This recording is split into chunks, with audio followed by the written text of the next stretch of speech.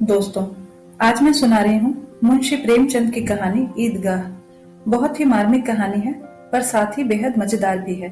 अगर कहानी अच्छी लगे तो जरूर लाइक कीजिए और ऐसी ढेरों कहानियां सुनने के लिए हमारे चैनल स्टोरी कार्ड को सब्सक्राइब भी कीजिए। तो प्रस्तुत है आज की कहानी ईदगाह। रमजान के पूरे 30 रोजों के बाद ईद आई है। कितना मनोहर, कितना सुहावना प्रभाव है। वृक्षों पर अजीब हरियाली है, खेतों में कुछ अजीब रौनक है, आसमान पर कुछ अजीब लालिमा है। आज का सूर्य देखो, कितना प्यारा, कितना शीतल है, यानी संसार को ईद की बधाई दे रहा है।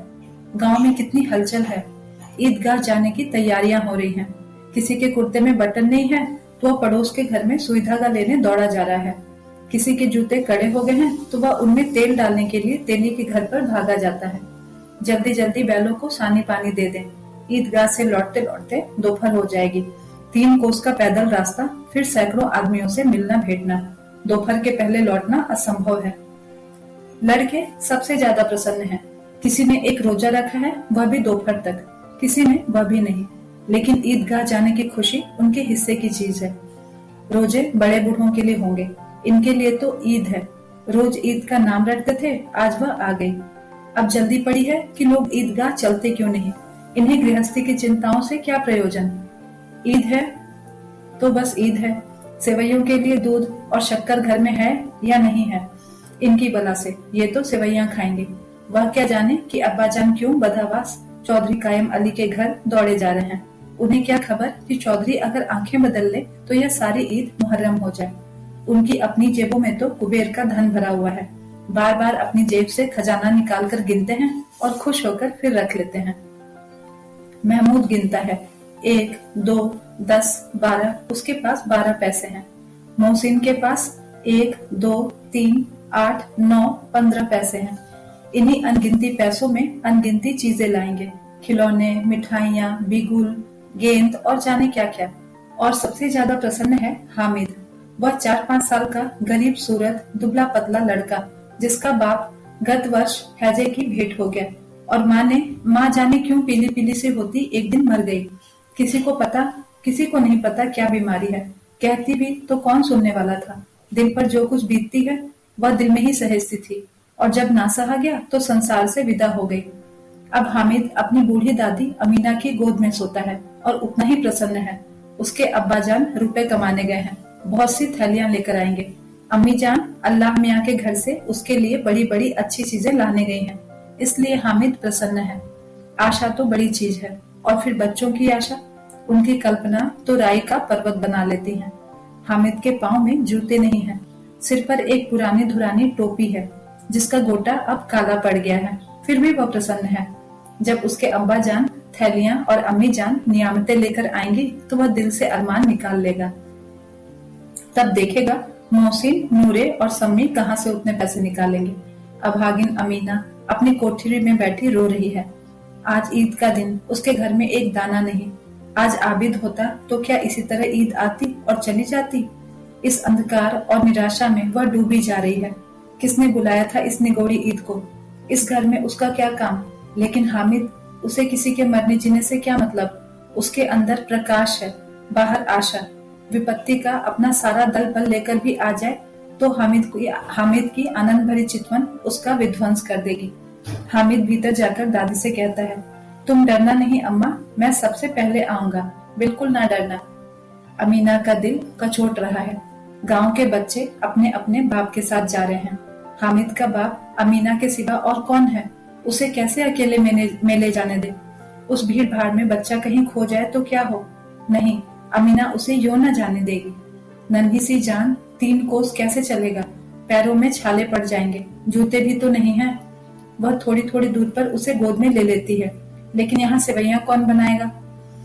पैसे होते तो लौटते लौटते सब सामग्री जमा करके चटपट बना लेती। यहाँ तो घंटों चीजें जमा करते लगेंगे। मांगे का ही तो भरोसा ठहरा। उस दिन फहीमन के कपड़े सिले थे, 8 आने पैसे मिले थे। उस अठन्नी को ईमान की तरह बचाती चली आई थी इसी ईद के लिए। लेकिन कल ग्वालन सिर पर सवार हो गए तो क्या करती। हामिद के लिए कुछ नहीं है तो कम से कम 2 पैसे का दूध तो चाहिए ही। अब तो कुल 2 आने पैसे बच रहे हैं। 3 पैसे हामिद की जेब में, 5 पैसे अमीना 5 अमीना के बटवे में। यही तो बिसात है और ईद का त्योहार। अल्लाह ही बेड़ा पार लगावे। धोबन और नाइन और मेहतरानी और चूड़ीहारिन सभी तो आएंगी। सभी को सेवैयां चाहिए और थोड़ा किसी को आंखों नहीं लगता। किसके से मुंह चुराएंगी? और मुंह क्यों चुराए? साल भर का त्योहार है। जिंदगी खैरियत से रहे, उसकी तकदीर भी तो उसी के साथ है। बच्चे को खुदा सलामत रखे, ये दिन भी कट ही जाएंगे। गांव से मेला चला और बच्चों के साथ हामिद भी जा रहा था। कभी सबके साथ दौड़कर आगे निकल जाते, फिर किसी पेड़ के नीचे खड़े होकर साथ वालों का इंतजार करते। यह लोग इतना धीरे धीरे क्यों चल रहे हैं? हामिद के पैरों में तो जैसे पर लग गए हैं। वह कभी थक सकता है? शहर का दामन आ गया। सड़क के दोनों ओर अमीरों के बगीचे हैं। पक्की चहार दीवारी बनी हुई है। पेड़ों में आम और लीचियां लगी हुई हैं। कभी कभी कोई लड़का कंकड़ी उठाकर आम पर निशाना लगाता है। माली अंदर से गाली देता हुआ निकलता है। लड़के वहां से एक फरलांग पर हैं, खूब हंस रहे हैं। माली को कैसा उल्लू बनाया है। बड़ी बड़ी इमारतें आने लगी। यह अदालत है, यह कॉलेज है, यह क्लब घर है। इतने बड़े कॉलेज में कितने लड़के पढ़ते होंगे? सब लड़के नहीं हैं जी, बड़े बड़े आदमी हैं। सच, उनकी बड़ी बड़ी मूंछें हैं। इतने बड़े हो गए, अभी तक पढ़ने जाते हैं। न जाने कब तक पढ़ेंगे और क्या करेंगे इतना पढ़कर। हामिद के मदरसे में तो 2-3 बड़े बड़े लड़के हैं, बिल्कुल 3 कौड़ी के। रोज मार खाते हैं, काम से जी चुराने वाले। इसी जगह भी इसी तरह के लोग आते होंगे और क्या। क्लब घर में जादू होता है। सुना है यहाँ मुर्दों की खोपड़ियां दौड़ती हैं और बड़े बड़े तमाशे होते हैं, पर किसी को अंदर नहीं जाने देते। और वहाँ शाम को साहब लोग खेलते हैं। बड़े बड़े आदमी खेलते हैं, मूंछों दाढ़ी वाले। और मेमे भी खेलती हैं। सच, हमारी अम्मा को यह दे दो, क्या नाम है, बैट, तो उसे पकड़ ही ना सके, घुमाते ही लुढ़क जाए। महमूद ने कहा, हमारी अम्मी जान का तो हाथ ही कांपने लगे, अल्लाह कसम। मोहसिन बोला, चलो मनो आटा पीस डालती हैं, जरा सा बैट पकड़ लेंगी तो हाथ कांपने लगेंगे। सैकड़ों घड़े पानी रोज निकालती हैं, 5 घड़े तो तेरी भैंस पी जाती है। किसी मेम को 1 घड़ा भी पानी भरना पड़े तो आंखों तले अंधेरा छा जाए। महमूद, लेकिन दौड़ती तो नहीं, उछल कूद तो नहीं सकती। मोहसिन, हाँ उछल कूद नहीं सकती, लेकिन उस दिन मेरी गाय खुल गई थी और चौधरी के खेत में जा पड़ी थी। अम्मा इतनी तेज दौड़ी कि मैं उन्हें पा न सका। सच। आगे चले। हलवाइयों की दुकानें शुरू हुई। आज खूब सजी हुई थी। इतनी मिठाइयाँ कौन खाता है? देखो ना, एक एक दुकान पर मनो होंगी। सुना है रात को जिन्नात आकर खरीद ले जाते हैं। अब्बा कहते थे कि आधी रात को एक आदमी हर दुकान पर जाता है और जितना माल बचा होता है वह तुलवा लेता है और सचमुच के रुपए देता है। बिल्कुल ऐसे ही रुपए। हामिद को यकीन न आया। ऐसे रुपए जिन्नात कहाँ से मिल जाएंगे? मोहसिन ने कहा, जिन्नात को रुपयों की क्या कमी, जिस खजाने में चाहें चले जाएं। लोहे के दरवाजे तक उन्हें नहीं रोक सकते जनाब। आप हैं किस फेर में? हीरे जवाहरात तक उनके पास रहते हैं। जिससे खुश हो जाए उसे टोकरो जवाहरात दे दे। अभी यहीं बैठे हैं, 5 मिनट में कलकत्ता पहुंच जाएं। हामिद ने फिर पूछा, जिन्नात बहुत बड़े बड़े होते हैं? मोहसिन, एक एक सिर आसमान के बराबर होता है जी। जमीन पर खड़ा हो जाए तो उसका सिर आसमान से जा लगे, मगर चाहे तो एक लोटे में घुस जाए। हामिद, लोग उन्हें कैसे खुश करते होंगे? कोई मुझे वो मंत्र बता दे तो मैं एक जिन्न को खुश कर लूं। मोहसिन, यह तो मैं नहीं जानता, लेकिन चौधरी साहब के काबू में बहुत से जिन्नात हैं। कोई चीज चोरी हो जाए तो चौधरी साहब उसका पता लगा देंगे और चोर का नाम बता देंगे। जुमराती का बचवा उस दिन खो गया था। 3 दिन हैरान हुए, कहीं ना मिला। तब झक मारकर चौधरी के पास गए। चौधरी ने तुरंत बता दिया, मवेशी खाने में है, और वहीं मिला। जिन्नात आकर उन्हें सारे जहान की खबर दे जाते हैं। अब उसकी समझ में आ गया कि चौधरी के पास इतना धन है तो क्यों, और इतना सम्मान क्यों है। आगे चले। यह पुलिस लाइन है। यहाँ सब कांस्टेबल कवायद करते हैं। रैटन 5-4। रात को बेचारे घूम घूम कर पहरा देते हैं, नहीं तो चोरियां हो जाए। मोहसिन ने प्रतिवाद किया, यह कांस्टेबल पहरा देते हैं? तभी तुम बहुत जानते हो अली हजरत, यह चोरी करते हैं। शहर के जितने चोर डाकू हैं सब इनसे मिले रहते हैं। रात को ये लोग चोरों से तो कहते थे चोरी करो, और आप दूसरे मोहल्ले में जाकर जागते रहो पुकारते हैं। तभी तो इन लोगों के पास इतने रुपए आते हैं। मेरे मामू एक थाने में कांस्टेबल हैं, 20 रुपया महीना पाते हैं, लेकिन 50 रुपए घर भेजते हैं। अल्लाह कसम, मैंने एक बार पूछा था कि मामू आप इतने रुपए कहाँ से पाते हैं, तो हंसकर कहने लगे, बेटा अल्लाह देता है। फिर आप ही बोले, हम लोग चाहें तो एक दिन में लाखों मार लाएं, हम तो इतना ही लेते हैं जिससे अपनी बदनामी ना हो और नौकरी ना चली जाए। हामिद ने पूछा, यह लोग चोरी करवाते हैं तो कोई इन्हें पकड़ता क्यों नहीं? मोहसिन उसकी नादानी पर दया दिखाकर बोला, अरे पागल, इन्हें कौन पकड़ेगा? पकड़ने वाले तो ये लोग खुद हैं, लेकिन अल्लाह इनको भी सजा खूब देता है। हराम का माल हराम में जाता है। थोड़े ही दिन हुए, मामू के घर में आग लग गई। सारी लेई पूंजी जल गई, एक बर्तन तक न बचा। कई दिन पेड़ के नीचे सोए, अल्लाह कसम पेड़ के नीचे। फिर न जाने कहां से 100 कर्ज लाए तो सारे बर्तन भांडे खरीद कर लाए। हामिद, 100 तो 50 से ज्यादा होते हैं। कहाँ 50 और कहाँ 100? 50 एक थैली भर होता है, 100 तो 2 थैलियों में भी ना आए। अब बस्ती घनी होने लगी। ईदगाह जाने वाले को टोलियां नजर आने लगी, एक से एक भड़कीले वस्त्र पहने हुए। कोई तांगे इक्के पर सवार, कोई मोटर पर, सभी इत्र में बसे। सभी के दिलों में उमंग। ग्रामीणों का यह छोटा सा दल अपनी विपन्नता से बेखबर संतोष और धैर्य में मगन चला जा रहा था। बच्चों के लिए नगर की सभी चीजें अनोखी थी। जिस चीज की ओर ताकते ताकते ही रह जाते और पीछे से बार बार हॉर्न की आवाज होने पर भी न चेतते। हामिद तो मोटर के नीचे आते आते बचा। सहसा ईदगाह नजर आई। ऊपर इमली के घने वृक्षों की छाया है, नीचे पक्का फर्श है जिस पर जाजम बिछा हुआ है और रोजेदारों की पंक्तियां एक के पीछे एक न जाने कहां तक चली गई हैं।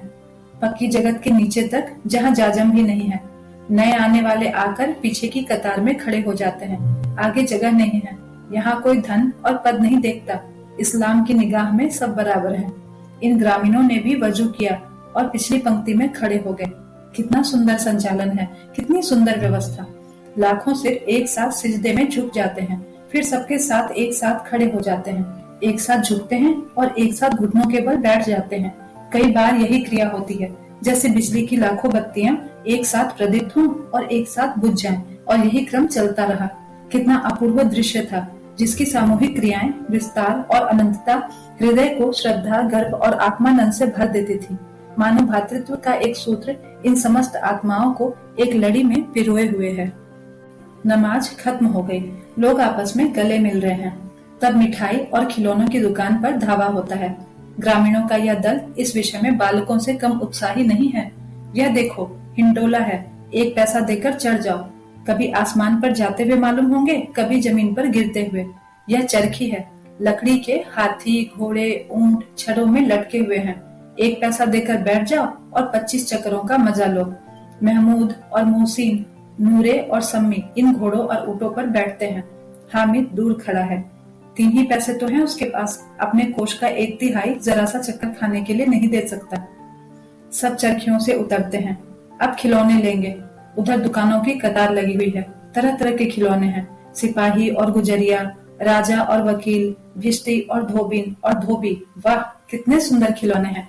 अब बोलना ही चाहते हैं।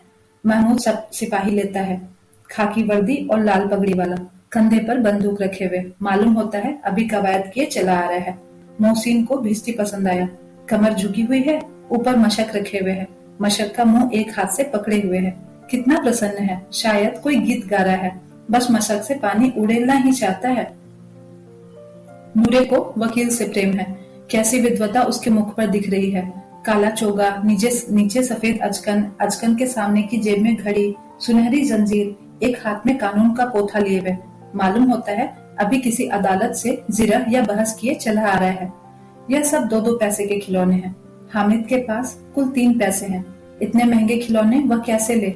खिलौना कहीं हाथ से छूट पड़े तो चूर चूर हो जाए, जरा पानी पड़े तो सारा रंग घुल जाए। ऐसे खिलौने लेकर वह क्या करेगा, किस काम के? मोहसिन कहता है, मेरा भिश्ती रोज पानी देने जाएगा, सांझ सवेरे। महमूद, और मेरा सिपाही घर का पहरा देगा, कोई चोर आएगा तो फौरन बंदूक से फैर कर देगा। नूरे, और मेरा वकील खूब मुकदमा लड़ेगा। सम्मी, और मेरी धोबिन रोज कपड़े धोएगी। हामिद खिलौनों की निंदा करता है। मिट्टी के ही तो हैं, गिरे तो चकनाचूर हो जाएं। लेकिन ललचाई हुई आंखों से खिलौनों की ओर देख रहा है और चाहता है कि जरा देर के लिए उन्हें हाथ में ले सकता। उसके हाथ अनायास ही लपकते हैं, लेकिन लड़के इतने त्यागी नहीं होते हैं, विशेषकर जब अभी नया नया शौक हो। हामिद ललचाता रह जाता है। खिलौनों के बाद मिठाइयाँ आती हैं। किसी ने रेवड़ियां ली हैं, किसी ने गुलाब जामुन, किसी ने सोहन हलवा। मजे से खा रहे हैं। हामिद बिरादरी से पृथक है। अभागे के पास 3 पैसे हैं, क्यों नहीं कुछ लेकर खाता? ललचाई आंखों से सबकी ओर देखता है। मोहसिन कहता है, हामिद रेवड़ी ले जा, कितनी खुशबूदार है। हामिद को संदेह हुआ, ये केवल क्रूर विनोद है, मोहसिन इतना उदार नहीं है, लेकिन यह जानकर भी वह उसके पास जाता है। मोहसिन दोने से एक रेवड़ी निकालकर हामिद की ओर बढ़ाता है। हामिद हाथ फैलाता है। मोहसिन रेवड़ी झट से अपने मुंह में रख लेता है। महमूद, नूरे और सम्मी खूब तालियां बजा बजा कर हंसते हैं। हामिद खिसिया जाता है। मोहसिन, अच्छा अब की बार जरूर देंगे हामिद, अल्लाह कसम ले जाओ। हामिद, रखे रहो, क्या मेरे पास पैसे नहीं हैं? सम्मी, 3 ही पैसे तो हैं, 3 पैसे में क्या क्या लोगे? महमूद, हमसे गुलाब जामुन ले जाओ हामिद, मोहसिन बदमाश है। हामिद, मिठाई कौन बड़ी नेमत है, किताब में इसकी कितनी बुराइयां लिखी हैं। मोहसिन, लेकिन दिल में तो कह रहे होगे कि मेरे तो खा ले, अपने पैसे क्यों नहीं निकालते? महमूद, हम समझते हैं इसकी चालाकी, जब हमारे सारे पैसे खर्च हो जाएंगे ना तो हमें ललचा ललचा कर खाएगा।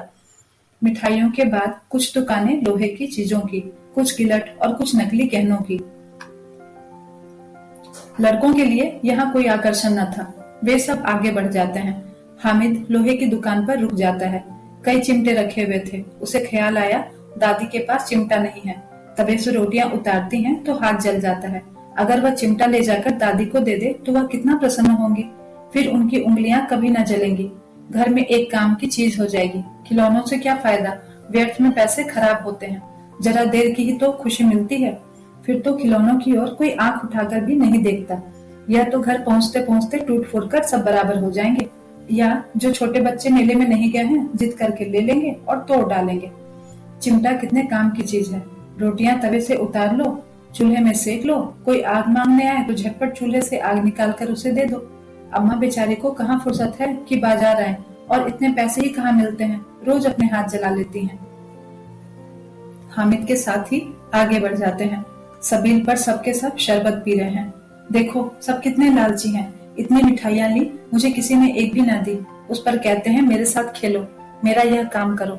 अब अगर किसी ने मुझे काम करने को कहा तो पूछूंगा, खाए मिठाइयां, आप ही मुंह सड़ेगा, फोड़े फुंसियां निकलेंगी, आप ही जबान चटोरी हो जाएगी, तब घर से पैसे चुराएंगे और मार खाएंगे। किताब में झूठी बातें थोड़ी ही लिखी हैं, मेरी जबान क्यों खराब होगी भला? अम्मा चिमटा देखते ही दौड़कर मेरे हाथ से ले लेंगी और कहेंगी, मेरा बच्चा अम्मा के लिए चिमटा लाया है, कितना अच्छा लड़का है। इन लोगों के खिलौने पर कौन इन्हें दुआएं देगा? बड़ों की दुआएं सीधे अल्लाह के दरबार में पहुंचती है और तुरंत सुनी जाती है। मेरे पास पैसे नहीं है, तभी तो मोहसिन और महमूद यूं मिजाज दिखाते हैं, मैं भी इनसे मिजाज दिखाऊंगा। खेले खिलौने और खाए मिठाइयाँ, मैं नहीं खेलता खिलौने, किसी का मिजाज क्यों सहूं? मैं गरीब सही, किसी से कुछ मांगने तो नहीं जाता। आखिर अब्बा जान कभी न कभी तो आएंगे ही, अम्मा भी आएंगी ही, फिर इन लोगों से पूछूंगा कितने खिलौने लोगे। एक एक को टोकरियां खिलौने दे दूं और दिखा दूं कि दोस्तों के साथ कैसा व्यवहार किया जाता है। यह नहीं कि एक पैसे की रेवड़ी ली और चिढ़ा चिढ़ा कर खाने लगे। सबके सब खूब हंसेंगे कि हामिद ने चिमटा लिया है। हंसे मेरी बला से। उसने दुकानदार से पूछा, यह चिमटा कितने का है? दुकानदार ने उसकी ओर देखा और कोई आदमी साथ न देखकर कहा, तुम्हारे काम का नहीं है जी। बिकाऊ है कि नहीं? बिकाऊ क्यों नहीं है और यहाँ क्यों लाद लाए हैं? तो बताते क्यों नहीं कि क्या पैसे का है? 6 पैसे लगेंगे। हामिद का दिल बैठ गया। ठीक ठीक 5 पैसे लगेंगे, लेना हो तो लो, नहीं तो चलते बनो। हामिद ने कलेजा मजबूत करके कहा, 3 पैसे लोगे? यह कहता हुआ वह आगे बढ़ गया कि दुकानदार की घुड़कियां ना सुने, लेकिन दुकानदार ने घुड़कियां नहीं दी, बुलाकर चिमटा दे दिया। हामिद ने उसे इस तरह कंधे पर रखा मानो बंदूक हो और शान से अकड़ता हुआ संगियों के पास आया। जरा सुने अब सबकी सब क्या आलोचनाएं करते हैं। मोहसिन ने हंसकर कहा, यह चिमटा क्यों लाया पगले, इसका क्या करेगा? हामिद ने चिमटे को जमीन पर पटक कर कहा, जरा अपने भिस्ती नीचे जमीन पर गिरा दो, सारी पसलियां चूर चूर हो जाएं बच्चों की।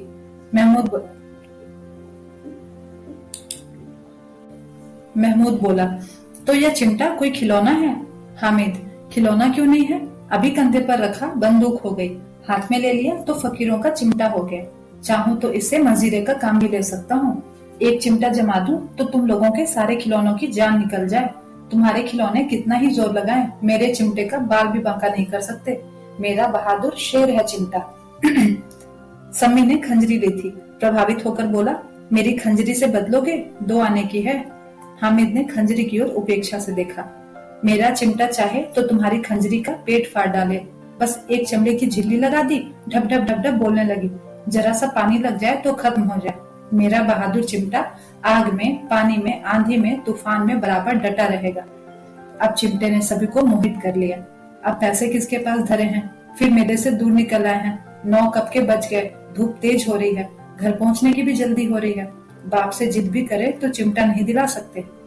हामिद है बड़ा चालाक, इसीलिए बदमाश ने अपने पैसे बचा रखे थे। अब बालकों के 2 दल बन गए। मोहसिन, महमूद, सम्मी और नूरे एक तरफ हैं, हामिद अकेला दूसरी तरफ। शास्त्रार्थ हो रहा है। सम्मी तो विधर्मी हो गया, दूसरे पक्ष से जा मिला, लेकिन मोहसिन, महमूद और नूरे भी हामिद से 1-1, 2-2 साल बड़े होने पर भी हामिद के आघातों से आतंकित हो उठे। उनके पास न्याय का बल है और उसके पास न्याय का बल है और नीति की शक्ति। एक और मिट्टी है, दूसरी ओर लोहा, जो इस वक्त अपने को फौलाद कह रहा है। वह अजेय है, घातक है। अगर कोई शेर आ जाए तो मियाँ भिश्ती के छक्के छूट जाएं, मियाँ सिपाही मिट्टी के बंदूक छोड़कर भागे, वकील साहब की नानी मर जाए, चोगे में मुंह छिपाकर जमीन पर लेट जाए, मगर यह चिमटा या बहादुर या रुस्तमे हिंद लपक कर शेर की गर्दन पर सवार हो जाएगा और उसकी आंखें निकाल लेगा। मोहसिन ने एड़ी चोटी का जोर लगाकर कहा, अच्छा पानी तो नहीं भर सकता। हामिद ने चिमटे को सीधा करके कहा, भिश्ती को एक डांट बताएगा तो दौड़ा हुआ पानी लाकर उसके द्वार पर छिड़कने लगेगा। मोहसिन परास्त हो गया, पर महमूद ने कुमुक हो जाई। अगर बच्चा पकड़ जाए तो अदालत में बंधे बंधे फिरेंगे, तब तो वकील साहब के पैरों पर पड़ेंगे। हामिद इस प्रबल तर्क का जवाब न दे सका। उसने पूछा, हमें पकड़ने कौन आएगा? नूरे ने अकड़ कर कहा, यह सिपाही, बंदूक वाला। हामिद ने मुंह चिढ़ाकर कहा, यह बेचारे हम रुस्तमे हिंद को पकड़ेंगे? अच्छा लाओ अभी जरा कुश्ती हो जाए, इसकी सूरत देखकर दूर से भागेंगे, पकड़ेंगे क्या बेचारे? मोहसिन को एक नई चोट सूझी, तुम्हारे चिमटे का मुंह रोज आग से जलेगा। उसने समझा था हामिद लाजवाब हो जाएगा, लेकिन यह बात ना हुई। हामिद ने तुरंत जवाब दिया, आग में बहादुर ही कूदते हैं जनाब। तुम्हारे यह वकील, सिपाही और भिश्ती लौंडियों की तरह घर में घुस जाएंगे। आग में कूदना वह काम है जो यह रुस्तमे हिंद ही कर सकता है। महमूद ने एक जोर लगाया, वकील साहब कुर्सी मेज पर बैठेंगे, तुम्हारा चिमटा तो बावर्ची खाने में पड़ा रहेगा। इस तर्क ने सम्मी और नूरे को भी सजीव कर दिया। कितने ठिकाने की बात कही है पट्टे ने।